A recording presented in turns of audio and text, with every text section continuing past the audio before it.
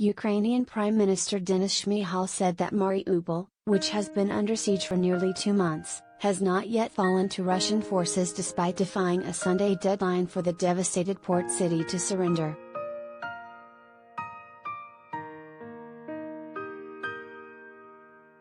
The city of Mariupol has gained international attention in part due to the vast documentation of its non-stop destruction at the hands of the Russian military. The shell of a city appeared on the brink of falling to the Russians on Sunday after Ukrainian defenders did not submit to Moscow's midday deadline for their surrender, but Shmyhal maintained that the city still belongs to Ukraine.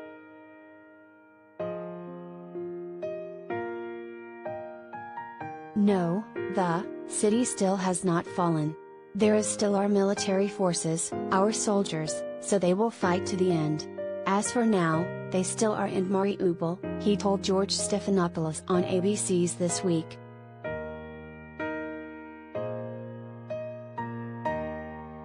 But there is a huge humanitarian catastrophe because there is more than 100 civilians which are suffering for more than 40 days of this humanitarian crisis, in this besieged city, he continued.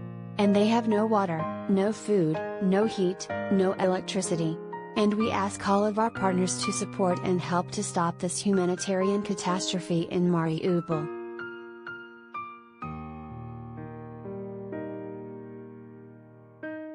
Mariupol has been under relentless attack by Russian forces that pounded most of the buildings and, according to Ukraine, killed at least 21,000 people. Russian military fired a lethal airstrike at a maternity hospital in the first couple of weeks of the invasion, and about 300 Ukrainians were reported killed in a theater where civilians, including children, were taking shelter.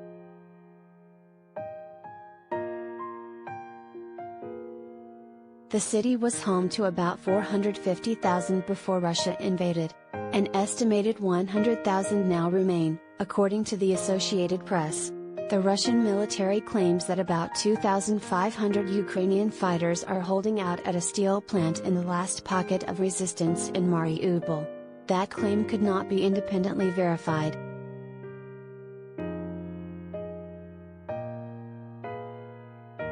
This is what the Russian Federation deliberately did, and deliberately continues to destroy cities.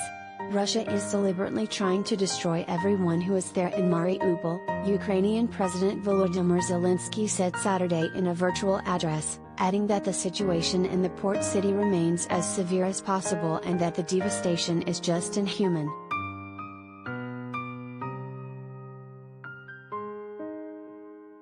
Capturing Mariupol would be Russian President Vladimir Putin's biggest victory in Ukraine after 2 months of costly fighting, major military deaths and forced withdrawal from some cities, as well as a worsening economy in Russia from increasing Western sanctions. The nuclear superpower also recently faced the humiliating loss of the flagship of its Black Sea fleet to what Ukraine claimed was a missile attack.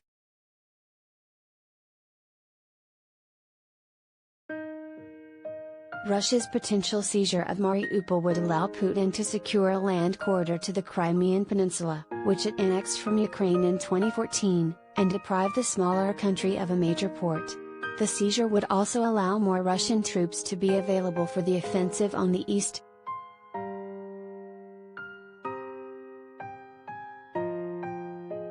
Shmyhal said Sunday that Ukraine will try to stop the war in any way, including diplomatically when possible. But if Russians refuse to negotiate in good faith, we will fight to the end, absolutely.